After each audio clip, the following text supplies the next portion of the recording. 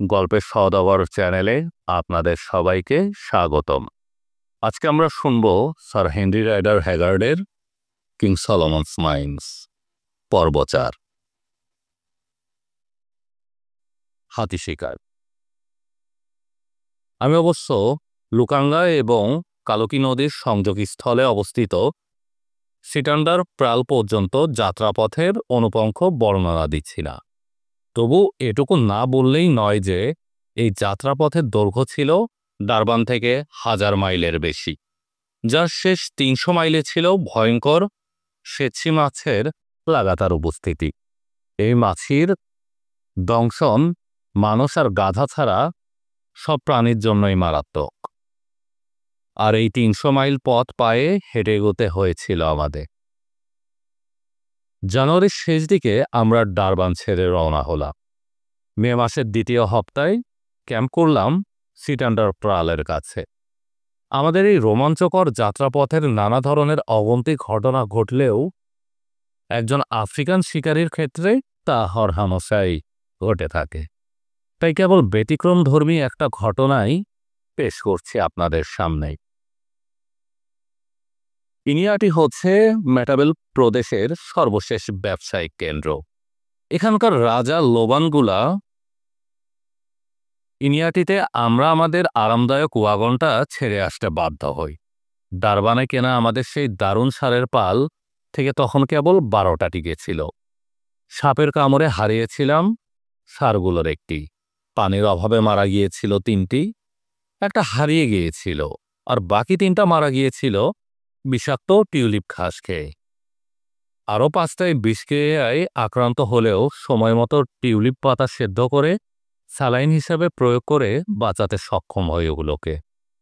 যথাসময়ে প্রয়োগ করতে পারলে এটা একটা কার্যকর অ্যান্টিডোট। তাৎক্ষণিকভাবে ওয়াগন এবং ষাঁড়গুলোর দেখভালের জন্য দায়িত্ব দিয়ে যায় গোজা আর টম, আমাদের বিশ্বস্ত ড্রাইভার আর লিডারকে। এই বুনো এলাকায় বাস করা এক স্কটিশ মিশনারিকে অনুরোধ করি এই জিনিসগুলোর দিকে একটু খেয়াল রাখার জন্য। অতঃপর শুরু হলো আমাদের বুনো অভিযানের জন্য পদযাত্রা। সঙ্গী হিসেবে রয়েছে উম্বুপা, কিভা ভেন্ট ভোগেল আর স্থানীয়ভাবে ভাড়া করা 6 জন বাহক। মনে আছে পুনরায় যাত্রা শুরু করার সময় নিরবিতর চাদর যেন ঘিরে রেখেছিল আমাদের। আমার ধারণা মনে মনে প্রত্যেকেই ভাবছিল আর কখনো এই ওয়াগনের দেখা পাবো কিনা। আর নিজের কথা বলতে পারি, আমি মোটেও সেই আশায় বুক বাঁধিনু। নৈশব্দ পুরোপুরি জমাট বেঁধেছে আমাদের চারপাশে। শেষ পর্যন্ত নীরবতা ভাঙল উম্বুপা। আমাদের সবার সামনে থেকে জুলু ভাষায় গান ধরল লোকটা। উদ্দীপনামূলক গান, কিভাবে সাহসী লোকেরা বাধাবিঘ্ন পেরিয়ে এগিয়ে যায় জীবন চলার পথে, কিভাবে খুঁজে পায় কাঙ্ক্ষিত বস্তু অথবা মেনে নেয় মৃত্যুকে। অবশেষে তারা যখন তেপান্তরের মাঠ পেরিয়ে দূরদেশে পৌঁছালো, তখন তারা উপলব্ধি করল এটা মোটেও বিরান কোনো প্রান্তর নয়। এখানে তাদের জন্য অপেক্ষা করছে তরুণী স্ত্রীরা, রয়েছে হৃষ্টপুষ্ট গবাদি পশু, আছে শিকার আর খুন করার মতো শত্রু। জুলুর গানের বাণী শুনে সবাই একযোগে হেসে উঠলাম। সেই সাথে এটাকে ধরে নিলাম একটা শুভ লক্ষণ হিসাবে। এক ধরনের বুনো সজীবতা রয়েছে উম্বুপার মাঝে, মহিমান্বিত এক অভিব্যক্তি। সেই সাথে রয়েছে মানুষকে উদ্দীপ্ত করার বিস্ময়কর সহজাত ক্ষমতা। সবাই পছন্দ করে ফেলেছিল লোকটাকে। এবার দুঃসাহসিক একটা ঘটনার বিবরণ পেশ করে নিজেকে আপ্যায়িত করতে যাচ্ছি, কারণ শিকার আমার রক্তের সাথে মিশে আছে। ইনিয়াটি থেকে রওনা হওয়ার দিন 15 পরে অদ্ভুত সুন্দর এক জলাভূমিতে হাজির হলা। পাহাড়ি উপত্যকাগুলো ঘন জোপে ছাওয়া। স্থানীয়রা এগুলোকে বলে ইডোরো ছোপ। কিছু কিছু জায়গায় জন্মেছে ওয়াকটিন বীজ কাটা ছোপ। রয়েছে বিপুল পরিমাণ ম্যাচাবেল বৃক্ষ, যেগুলোর ডালে ডালে মনোমুগ্ধকর হলদে ফলের সমারোহ। এই গাছ হাতিদের প্রিয় খাবার, আর তাদের ঘন ঘন আগমনের চিহ্ন মোটেও লুকানো ছিল না। অনেক জায়গাতে এই ভেঙে আছে গাছগুলো। কোথাও কোথাও গোড়াসহ তুলে ফেলা হয়েছে গাছগুলোকে। খুবই ধ্বংসাত্মক খাদক এই হাতিযাত্রা। সারাদিনের পথ পরিক্রমা শেষ করে এক অপরাহ্নে হাজির হয়েছি অদ্ভুত সুন্দর এক জায়গায়। ঝোপঝাড়ে ছাওয়া পাহাড়ের গোড়ায় একটা শুকনো নদীগর্ভ। এসব জায়গায় স্ফটিক স্বচ্ছ জলের পুকুরের পাশাপাশি জলপান করতে আসা শিকারের কুড়ে ছাপ দেখা যায়। এ পাহাড়টার মুখোমুখি রয়েছে পার্কের মতো চমৎকার এক সমতল ভূমি। চ্যাপ্টা মাথার মিমোসা গাছের সমারোহ সেখানে। মাঝে মাঝে দেখা মিলে চকচকে পাতাওয়ালা ম্যাচাবেল। আর এই সব কিছুকে ঘিরে রেখেছে সাগরের মতো বিস্তীর্ণ পথহীন ঝোপঝাড়। শুকনো নদীবক্ষে নামতেই চোখে পড়ল একদল লম্বা জিরাফের সাথে। অদ্ভুত ভঙ্গিতে চলাফেরা করছে লম্বা গলার প্রাণীগুলো। লেজগুলো পেটের উপরে বাঁকানো। চলার পথে ঝুনঝুনির মতো আওয়াজ করছে প্রাণীগুলোর খুর। জিরাফের পালটা আমাদের থেকে আনুমানিক ৩০০ গজ দূরে। সাধারণ হিসাবেই আমাদের গুলির আওতার বাইরে। তবে আমাদের বেশ কিছুটা সামনে হাঁটছিলেন গুড। তার হাতে ধরা এক্সপ্রেসটা পুরোপুরি লোডেড সলিড কার্তুজে। নিজেকে সামলাতে পারলেন না গুড। অসাধারণ একটা শট আঘাত করলে একটা মর্দা জিরাফের গলায়। চুরমার করে দিল ওটার মেরুদণ্ডের একটা অংশ। খরগোশের মতো ডিগবাজি খেয়ে ভূপাতিত হলো জিরাফটা। এমন অদ্ভুত দৃশ্য আগে কখনো দেখিনি আমি। ড্যামিট! চেঁচিয়ে উঠলেন ক্যাপ্টেন। অত্যন্ত দুঃখের সাথে বলতে বাধ্য হচ্ছি, উত্তেজিত অবস্থায় মুখের লাগামটা ঠিক নিয়ন্ত্রণে থাকত না গুডের। সন্দেহ নেই এটা হয়তো তার পেশাগত কারণেই হয়েছে। ড্যামিট! আমি ওটাকে হত্যা করতে পেরেছি। আউ বুয়ান! চিৎকার করে উঠল কাফরিরা। আও আও! এই কাফরিরা গুডকে ডাকত বুগুয়ান নামে, কারণ গুড সবসময় এক চোখে একটা আইগ্লাস পরে থাকত। আহ বুগুয়ান! প্রতিধ্বনি করলাম স্যার হেনরি আর আমি। আর সেদিন থেকেই দুর্দান্ত লক্ষ্যভেদকারী হিসেবে গুডের নাম সুপ্রতিষ্ঠিত হল, অন্তত কাফরিদের মাঝে। আদতে তার শুটিং এক কথায় বলতে গেলে জঘন্য। তবে যখনই ক্যাপ্টেন লক্ষ্যভেদে ব্যর্থ হয়, তখনই জিরাফের ঘটনাটা স্মরণ করে সান্ত্বনা খুঁজে নেই আমরা। আমাদের বাহকদের কয়েকজনকে লাগিয়ে দিলাম জিরাফের দেহের সবচেয়ে সুস্বাদু মাংস সংগ্রহ করার জন্য। আমরা ব্যস্ত হলাম পুলগুলোর একটা সগজে শখানেক গজ সামনে একটা স্কার্ম তৈরিতে। কাটাওয়ালা ঝোপঝাড় কেটে বেড়া তৈরি করা হলো। তারপর বেড়াটাকে গোল করে ফাঁকা জায়গাটা ভরাট করা হলো শুকনো তাম্বুকি ঘাস দিয়ে। আর এটা তৈরি হলে মাঝ বরাবর বিছানা তৈরি করা হলো, সেই সাথে জ্বালানো হলো আগুন। ফার্ম তৈরির কাজ শেষ হতেই চাঁদ উকি দিল আকাশে। ইতিমধ্যে রাতের খাবারও তৈরি হয়ে গেছে। জিরাফের স্টেক আর নলির রোস্ট। চাঁদের আলোয় তৃপ্তির সঙ্গে খেলাম ডিনার। বুটকে ধন্যবাদ জানালাম তার এই অসাধারণ শিকারের জন্য। ডিনার সেরে ধূমপান করতে বসলাম গোল হয়ে। সেই সাথে চাঁদের আলোয় চলতে লাগলো গল্প। আগুনের চারপাশে উবু হয়ে বসায় অদ্ভুত এক ছায়া তৈরি হয়েছে আমাদের। আমার চুল স্পাইকের মতো খাড়া আর দ্রুস। অন্যদিকে স্যার স্কটিসের হলদে চুল বেশ লম্বা। আকৃতি প্রকৃতিতেও স্যার কার্টিস আর আমি পুরোপুরি বিপরীত বৈশিষ্ট্যের। বিশেষ করে আমি ছিপছিপে, খাটো এবং ত্বকের রং রোদে পড়া। ওজন কেবল ৯.৫ স্টোন। ১ স্টোন সমান ৩.৬.৩৫ কেজি। হিসেবে প্রায় ৫৮ কেজির মতো। আর স্যার হেনরি কার্টিস লম্বা, সেই অনুপাতে চওড়া আর সাদা চামড়ার লোক।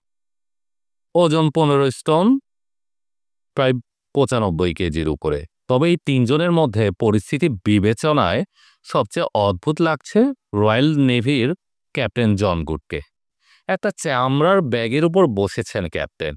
দেখে মনে হচ্ছে তিনি যেন এইমাত্র কোনো সভ্য অঞ্চল থেকেই শিকার ফেরত। একদম ছিমছাম চেহারা, বেশভূষাও একদম পরিপাটি। গুডের পরনে বাদামি টুইডের একটা শিকারির পোশাক। পোশাকের সঙ্গে ম্যাচ করা হ্যাট এবং পরিচ্ছন্ন লেগিংস, বরাবরের মতোই নিখুঁতভাবে কামানো গাল, তার আইগ্লাস আর নকল দাঁতের পাটি যথাযথ স্থানে স্থাপিত। সার্বিক বিবেচনায় এ ধরনের বুনো পরিবেশেই ক্যাপ্টেনই আমার দেখা সবচেয়ে নিখুঁত আর পরিপাটি একজন মানুষ। এমনকি তার কলারটাতেও গাটা পার্চা লাগানো আছে। দেখতেই পাচ্ছেন এগুলো ওজনে একেবারেই হালকা। বিষয়টার প্রতি বিস্ময় প্রকাশ করায় আমাকে লক্ষ্য করে নিরীহ কণ্ঠে বললেন কুর, আমি সবসময় ভদ্রলোকদের মতো পরিপাটি থাকতে পছন্দ। যাই হোক, জ্যোৎস্না ঢালা চাঁদনি রাতে গোল হয়ে গল্প করছি, এই আমার মজা লাগছে। খানিক দূরে অবস্থান নিয়েছে কাফরি ভিত্ররা, নেশা করছে পাইপে দাচা ভরে। ইংল্যান্ডের শিঙে তৈরি পাইপটা হাতে হাতে ঘুরছে। নেশার নৌকা পাহাড়ে উঠতেই একে একে গড়িয়ে পড়তে লাগলো কাফরিরা। নাক ডাকতে শুরু করলো আগুনের কুণ্ডলির পাশে। তবে ব্যতিক্রম কেবল উম্বুফা। কাফরি ভিত্রদের কাছ থেকে কিছুটা দূরে অবস্থান নিয়েছে এই জুলু অভিযান। খেয়াল করেছি কাফরিদের সঙ্গে খুব একটা মেলামেশা করে না এই জুলু যোদ্ধা। থুতনির ওপর একটা হাত রেখে বসেছে উম্বুপা, গভীর চিন্তায় মগ্ন। আচমকাই আমাদের পেছনের গভীর ঝোপ থেকে ভেতর থেকে হুফ হুফ আওয়াজ উঠল। সিংহের আওয়াজ, বললাম আমি। সবাই কান পাতল শব্দের উৎসের দিকে। তখনও পুরোপুরি কান পাতা শেষ হয়নি। শখানিক গজ দূরের পুকুর থেকে ভেপুর মতো কর্ণবিদারী আওয়াজ ভেসে উঠল। কাকরান ব্রোহ উঙ্কাক্রন ব্রোহ। হাতি, ফিসফিস করে বলল কাফরিরা। মিনিট কয়েক পরেই চোখে পড়ল বিশাল এক গাঢ় ছায়া ধীরে ধীরে জলাধার থেকে জঙ্গলের দিকে ধীর গতিতে ফিরছে। লাফিয়ে উঠলেন বুট, টকবগে পরে ফুটে উঠেছেন উত্তেজনায়। ক্যাপ্টেন নিশ্চিতভাবেই হয়তো ভেবে নিয়েছেন জিরাফের মতো হাতি শিকার করাটাও মনে হয় সহজ একটা কাজ। বাহু ধরে নিপাত ভদ্রলোককে ক্ষান্ত করার একটা চেষ্টা করলাম। এটা মোটেও বুদ্ধিমানের কাজ হবে না, বললাম আমি। যেতে দিন ওটাকে।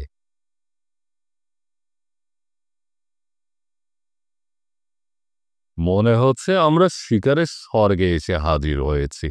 আমি এখানে দু একদিন অবস্থান করার পক্ষে ভোট দিতে চাই, আর ওগুলোকে অনুসরণ করতে চাই। এবার আলোচনায় যোগ দিলেন স্যার হেনরি। আমি রীতিমতো বিস্মিত, কারণ এই ব্রিটিশ নাইট থেকে শুরু থেকে আমাদের চাপে রেখেছেন যত দ্রুত সম্ভব অভীষ্ট লক্ষ্যে পৌঁছার জন্য। বিশেষ করে ইনিয়াটি পৌঁছে এটা নিশ্চিত হওয়ার পর যে সেখানে নেভিল নামের এক ইংরেজ বছর দুয়েক আগে তার ওয়াগন বিক্রি করে আরো গভীরে অগ্রসর হয়েছে। তবে এখন মনে হচ্ছে তার শিকারী সত্তা আবার চাগাল দিয়ে উঠেছে। স্যার কার্টিসের ধারণা শুনে উত্তেজনায় লাফিয়ে উঠলেন কুক, কারণ ওই হাতিগুলোর পিছনও নিতে উদগ্রীব ক্যাপ্টেন। আর সত্যি কথা বলতে কি, আমি নিজে ওই দুজনের ব্যতিক্রম নই, কারণ এমন একটা হাতির পালকে উপেক্ষা করা আমার মতো শিকারীর পক্ষে রীতিমতো কঠিন। ঠিক আছে বন্ধুরা, উষ্ণ আর আন্তরিক কণ্ঠে বললাম, মনে হচ্ছে আমাদের কিছুটা বিনোদন দরকার। তবে এখন বরং ঘুমোতে যাই, খুব ভোরে আবার রওনা দিতে হবে। আমরা হয়তো হাতিগুলো চলে যাওয়ার আগে ওগুলোকে ভোজনরত অবস্থায় পেয়ে যেতে পারি। বাকিরাও একমত পোষণ করল, আর আমরাও ঘুমানোর প্রস্তুতি নিতে লাগলাম। গুড তার পোশাক খুলে ভালো মতো ঝেড়ে বুঝে রাখলে। আইগ্লাস আর নকল দাঁত সযত্নে রেখে দিলেন ট্রাউজারের পকেটে। তারপর পরিপাটি করে ভাঁজ করা কাপড়গুলো রাখলেন এক কোণে ম্যাকিনটশের শীটের নিচে। স্যার হেনরি কার্টিস আর আমি নিজেদের জন্য দায়সারা গোছের আয়োজন করলাম। গুটিসুটি মেরে শুয়ে পড়লাম নিজ নিজ কম্বলের ভেতরে, আর তলিয়ে গেলাম পান্থজনের ঐশ্বরিক উপহার স্বপ্নহীন গভীর ঘুমে। গভীর ঘুমের মাঝেই যেন শুনতে পাচ্ছি শব্দটা, হুটোপুটির মতো একটা আওয়াজ। আচমকাই পুরোপুরি সচেতন হলাম। ধস্তাধস্তির আওয়াজ আসছে পুকুর পাড়ের কাছ থেকে। সবাই ছট করে লাফিয়ে উঠলাম। তাকালাম শব্দের উৎসের দিকে।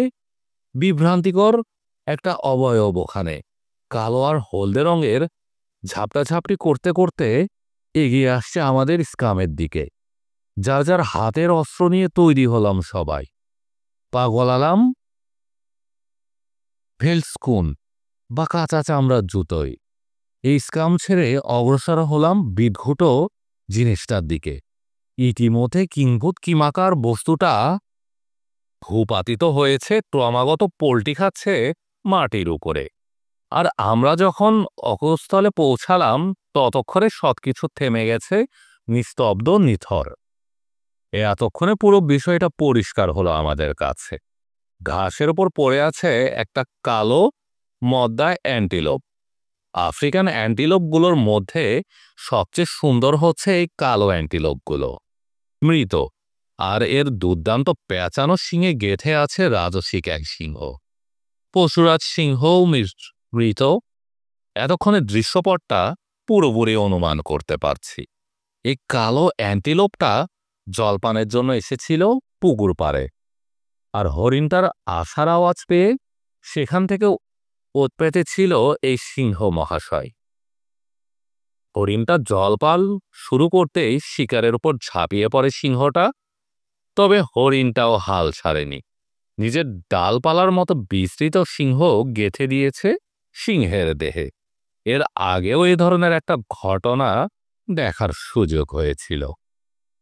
সিংহটা নিজেকে মুক্ত করতে না পেরে ঘাড় মাটকানোর পাশাপাশি ছিন্ন ভিন্ন করে ফেলেছে মদ্দা অ্যান্টিলোপটাকে।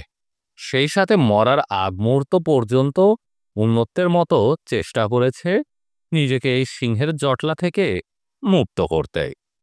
মৃত পশু দুটাকে বিশদভাবে পর্যবেক্ষণ করে কাফরিদের ডেকে তুললা ঘুম থেকে।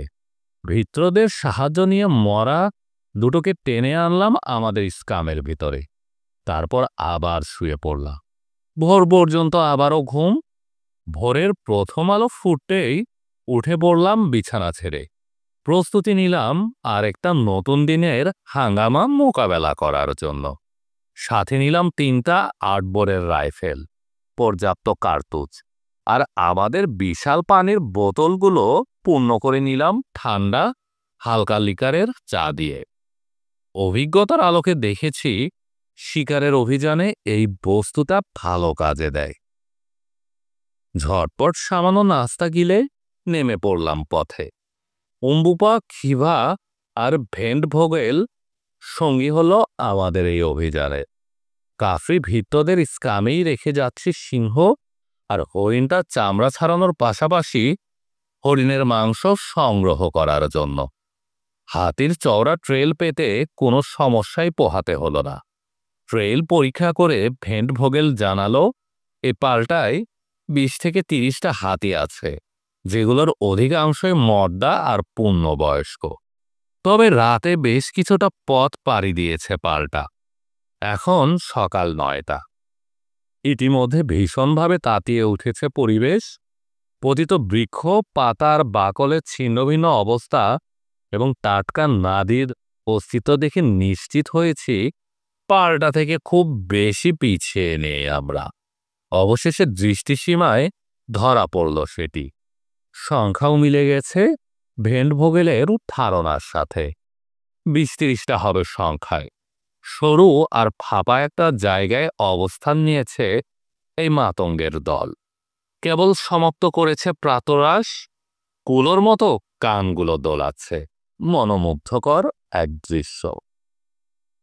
আমাদের দুয়েক গজ সামনে রয়েছে এই হস্তিকুল।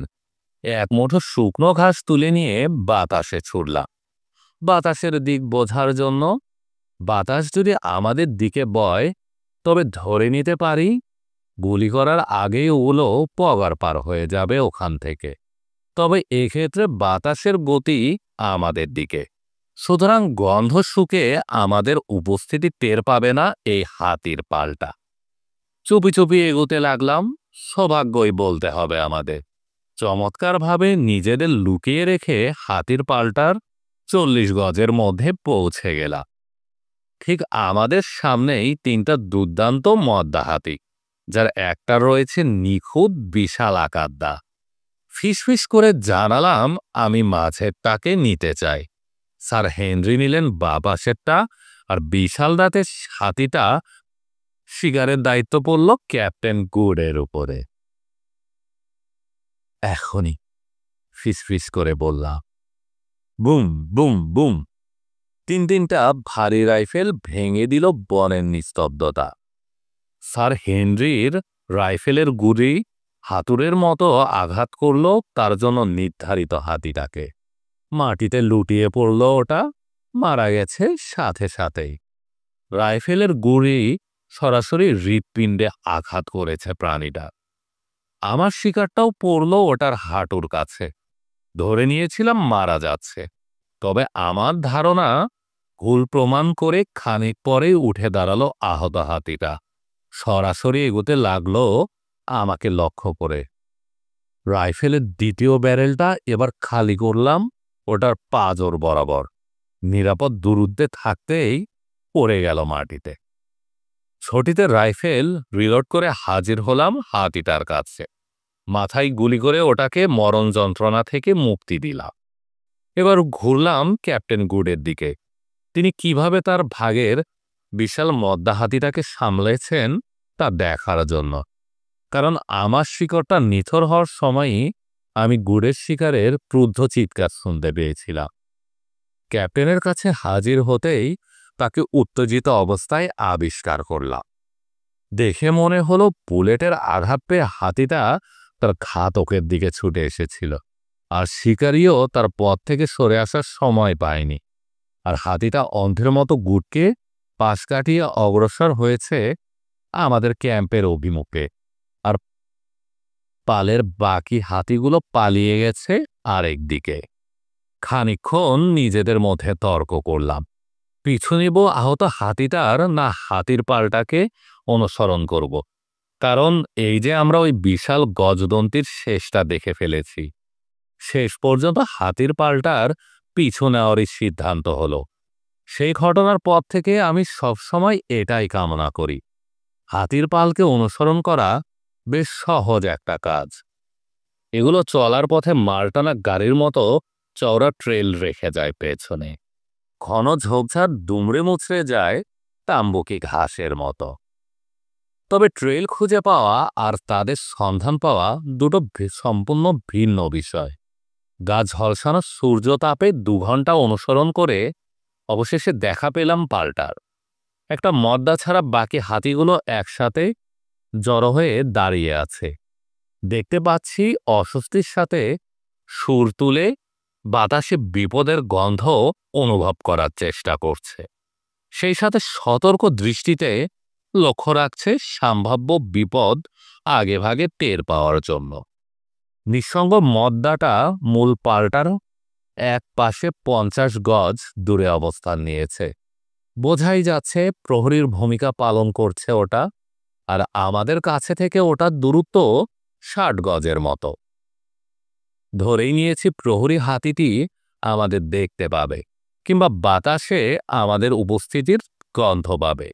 যেহেতু জায়গাটা খোলামেলা এবং কোনো আড়াল নেই, সুতরাং আমরা হাতির পালটার নিকটবর্তী হওয়ার চেষ্টা করলেই ওগুলো পালিয়ে যাবে। তাই ফিসফিস করে সিদ্ধান্ত নিলাম, সবাই মিলে এই মদ্দাটার উপর গুলি চালাবো। 3টা গুলির আঘাত করল লক্ষ্যে। ভূপাতিত হলো মদ্দা হাতিটা। আবারও হাতির পালটা ছুটতে শুরু করলো। তবে দুর্ভাগ্য বলতে হবে দলটা, ওগুলোর প্রায় 100 গজ সামনে একটা শুকনো নালা। পারগুলো একদম খারাপ। জুজুল্যান্ডে প্রিন্স ইম্পেরিয়ালকে যেরকম জায়গায় শিকার করেছিলাম, এই জায়গাটাও অবিকল সেরকম। আমরা যখন নালার কিনারায় পৌঁছালাম, খেয়াল করলাম হাতিগুলো হাঁচড়ে বাঁচড়ে খারাপ পাড়গুলো বেয়ে ওঠার চেষ্টা করছে। বাতাস ভারী হয়ে আছে ওগুলোর হুটোপুটি আর ব্রিংহিটেতে।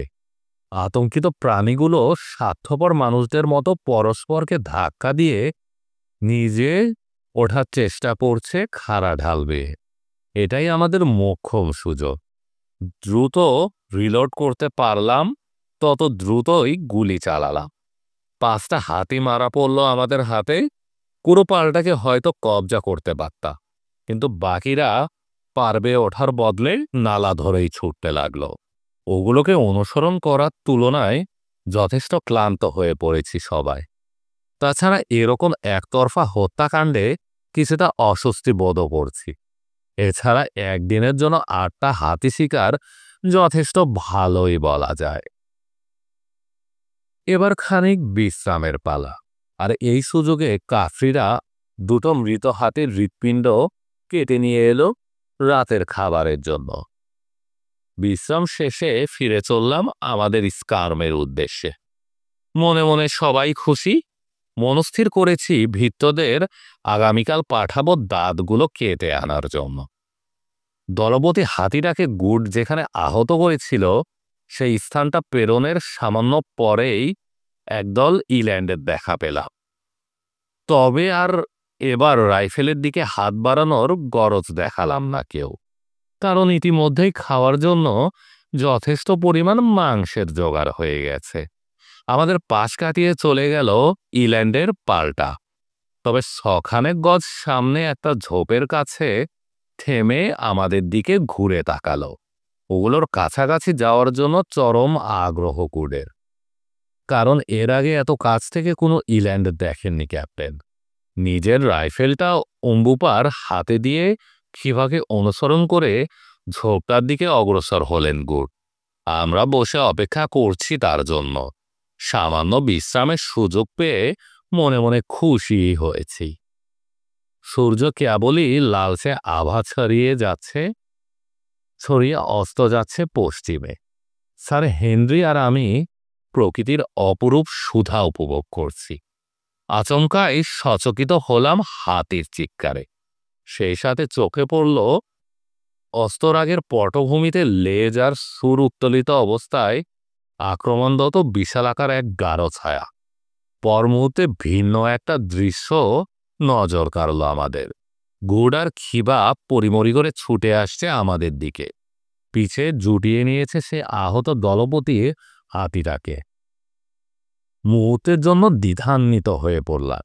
সাহস পাচ্ছি না গুলি চালানো, কারণ একে তো হাতিটা যে দূরত্বে আছে তাতে গুলি করাটা খুব একটা কার্যকর হবে না। সেই সাথে সম্ভাবনা আছে গুড অথবা খিবার গায়ে গুলি লাগার। পর মুহূর্তে ভয়ঙ্কর এক পরিস্থিতির মুখোমুখি হলাম আমরা। এই অসভ্য জঙ্গলে নিজের সভ্য সমাজের পোশাকের বলিহর উপক্রম হলেন ক্যাপ্টেন গুড। তিনি যদি ট্রাউজার আর গেইটার ত্যাগ করে আমাদের মতো ফ্লানেলের শার্ট আর ভেলিস্কুন পাইডে শিকারে নামতেন, তবে হয়তো এই ভোগান্তির শিকার হতে হতো না। কারণ এই জানবাজি রাখা দৌড়ে সুটবুট নিছক এক প্রহসন বই আর কোনো কিছুই না।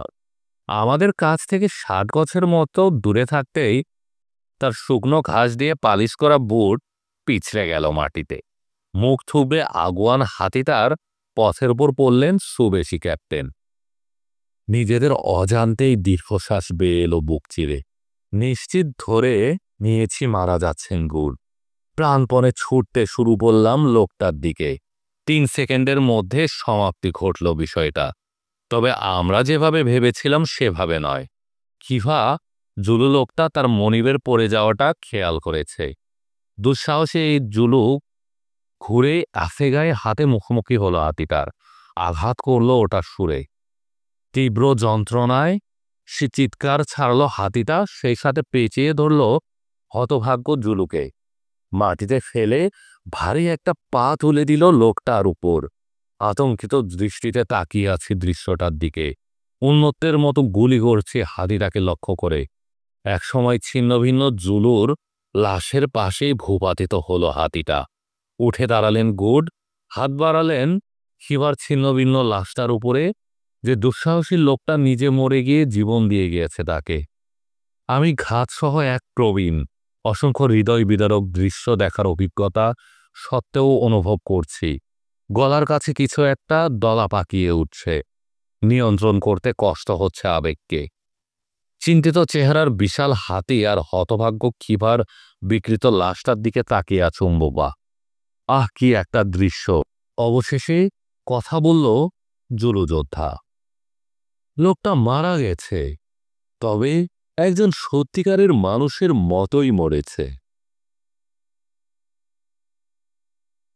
আপনারা শুনছিলেন স্যার হেনরি রাইডার হ্যাগার্ডের লেখা উপন্যাস কিং সলোমনস মাইন্স পর্ব 4। পরবর্তী পর্ব শুনতে আমাদের গল্পের সওদাগর চ্যানেলে চোখ রাখুন। গল্পটি ভালো লেগে থাকলে চ্যানেলটি সাবস্ক্রাইব করুন, লাইক ও শেয়ার দিয়ে সাথে থাকুন, পাশে থাকুন, গল্প শুনুন।